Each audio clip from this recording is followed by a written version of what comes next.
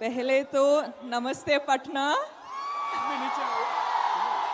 का हाल बा सब ठीक ठाक बानो all good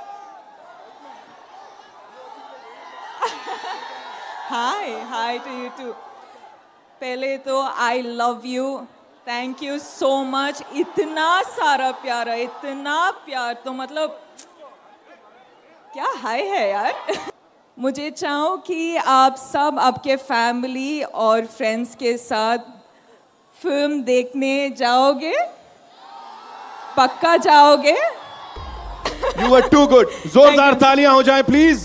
thank you Patna thank you बहुत अच्छा लगा है कि कोई हीरोइन साउथ के हमारे बिहार के पटना पावन धरती पर आए हैं और वो भी पुष्पा 2 ट्रेलर का लॉन्च के लिए और इतना सारा भीड़ जुटा है भाई लोग की मत ही पूछिए। आप लोगों ने देखे ही होंगे कि कितना ज़बरदस्त पटना में भीड़ जुटा था। तो कैसा है अल्लू अर्जुन और रसिया वंदना ने, आप लोग जरूर बताइएगा। अब पुष्पा 2 देखने के लिए जाइए, लाइक करके जाइएगा, चैनल पे नए हैं तो सब्सक्राइब करके जाइएगा।